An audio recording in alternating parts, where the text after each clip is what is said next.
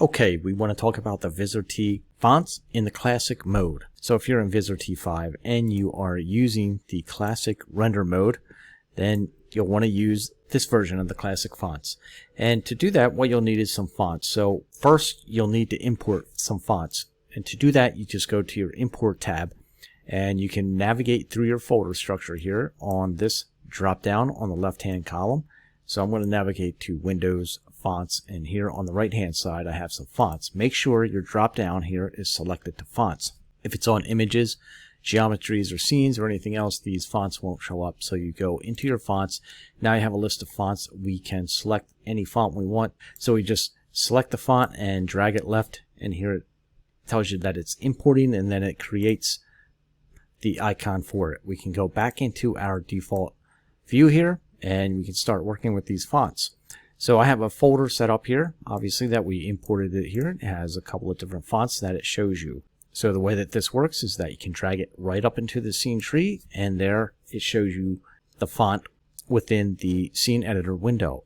You can click on the font icon to go over here into the font properties editor. Now within here, this is the first box that you have. This is the text editor window, so we can come up here and type our text. Alright, so we have some text there. Now we have a bunch of options here within the text editor itself that we can change.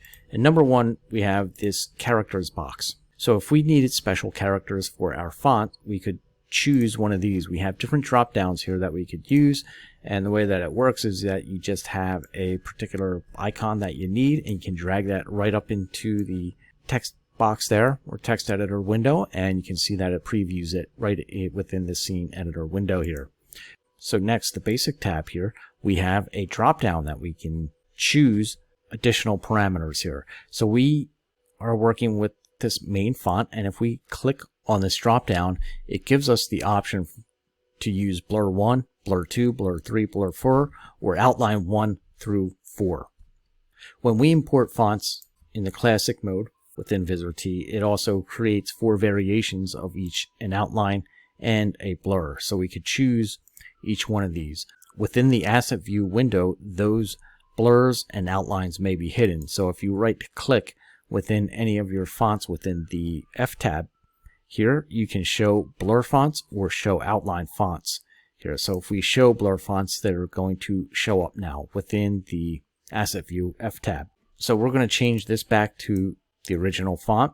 Now if we needed to use any of the bold, italic, underline, or any of these other things within the basic, what we need to do is actually highlight it within the inline text editor here within Viz. So if we double click on that text, we can now highlight it within here, and then we can come in and start using these variables. So we have a bold here, we have an italic, we have an underline, we also have an X2 and an X2. So I'm going to go through and just turn each one of these off then, so that you can see how they work. We also have our kerning down here.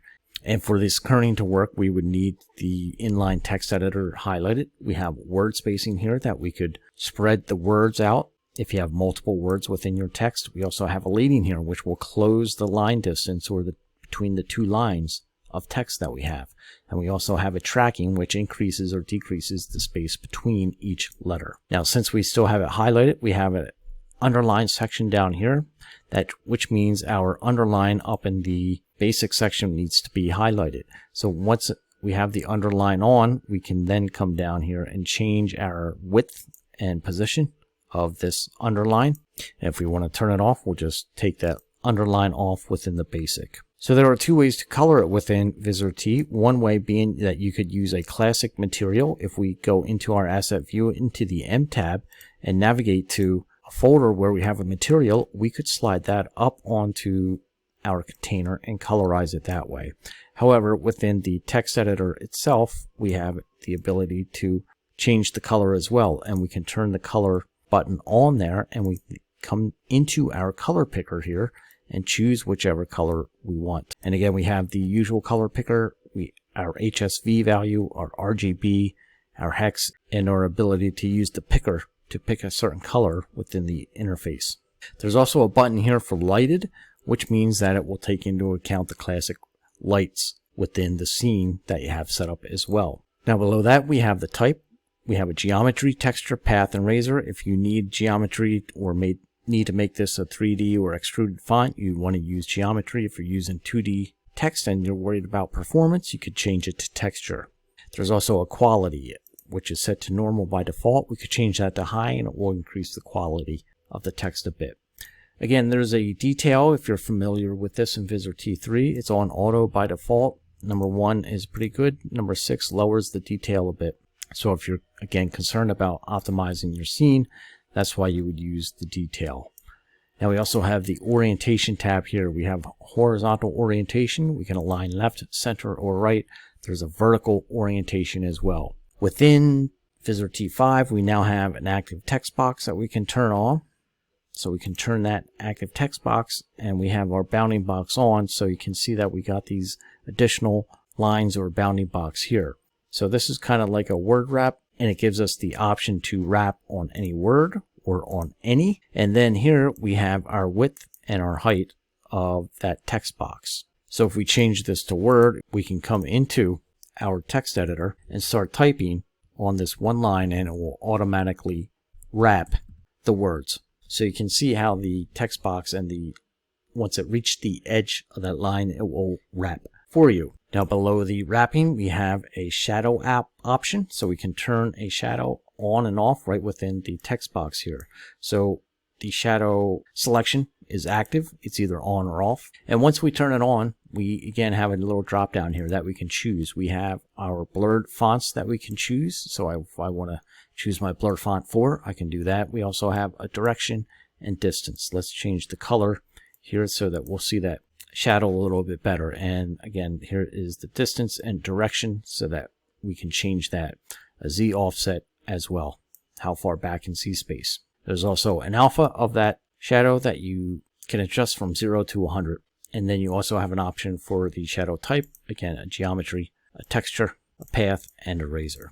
Now, since this is a font in the classic mode, you can use a material on it. You can use a material advanced on it.